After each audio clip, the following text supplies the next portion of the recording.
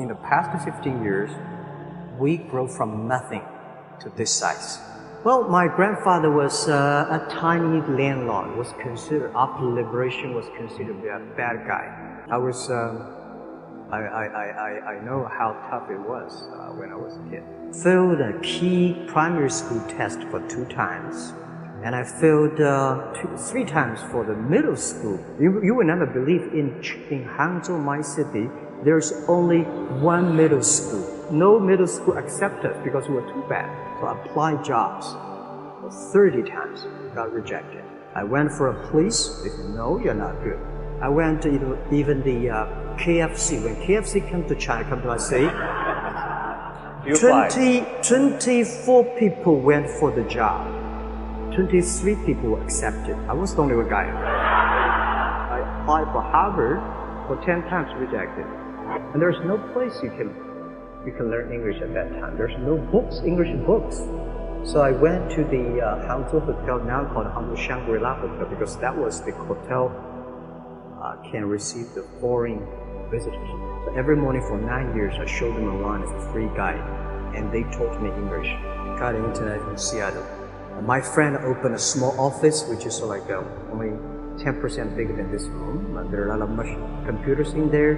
What is internet? He said, search whatever you want. At that time, they used Mosaic, very slow. And I said, I don't use it. I don't want to type because computer is so expensive in China.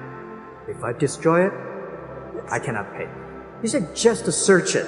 So I searched the first word, beer. And I see beers from Germany, beers from USA, beers from Japan.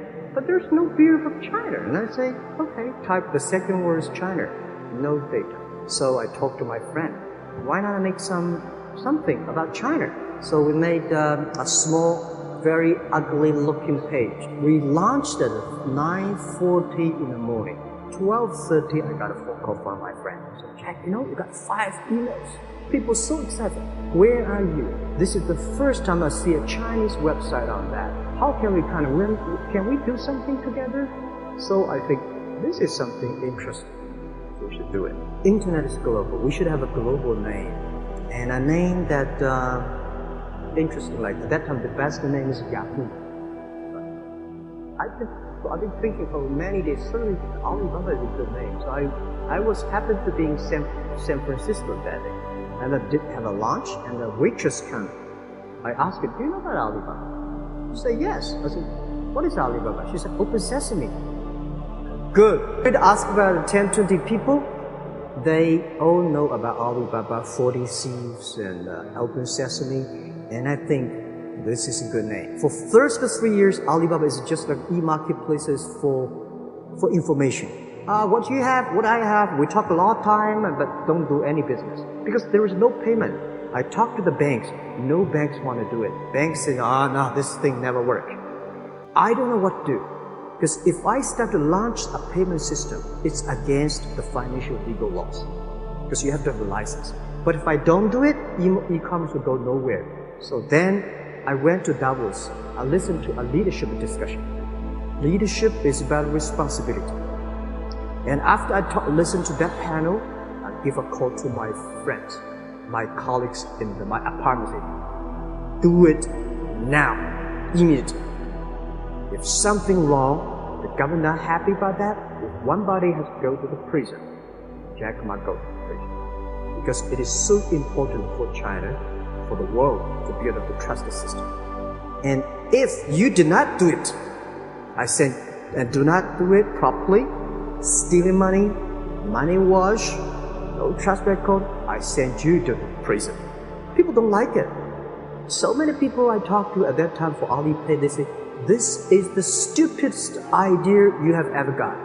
Now we have 800 million people using this Alipay.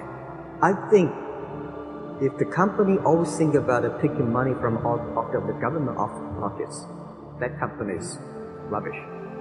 1999, year 2000, and even at the Yahoo time, a lot of people say this Jack is crazy.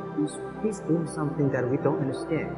A lot of venture capitalists give you money because there is such a American model already there. But they say, Alibaba, we don't see this kind of model. I remember my first time in Time magazine, they call me Crazy Jack. And I think crazy is good. We are crazy, but we're not stupid. We know what we are doing. But if everybody agree with me, if everybody believe our idea is good, we have no chance. At the beginning, I never thought, I thought when I was young, I said, everything's possible. Now I know not everything's possible. When you have something, you have to think about, you have to consider about the others, you have to consider about the customer, society, your employees, the shareholders, society. There are so many things that I think if you continue to work hard, there's possibility. I just feel that I'm enthusiastic about what we are doing. At the beginning, for the first 5 years, I just want to survive. But later, I think, wow, so many people's lives changed. I was so excited. For the first 3 years, we made 0 revenue. But we are so excited to continue to work. You know what happened? I remember many times when I go to a restaurant and have dinner, somebody came, when I was trying to pay the bill, the owner of the restaurant came to say, "Sir, your bill is paid by someone." And the small note said, "Hey, Mr. Mark, I'm your customer of Alibaba platform. I made a lot of money, and I know you don't make it. I pay the bill for you. If you don't do it, nothing's possible. If you try to do it, at least you have the hope." And I remember the day when I started Alibaba. We want to have a nation helping small business doing business. So next step, today, so many millions of small business using our platform to sell things, and over 300 million consumers buy things from our site. Cheapest, efficient. Believe what you're doing, love it, whether people like it, don't like it, listen. And like the word, life is like a box of chocolate. You never know what you can get.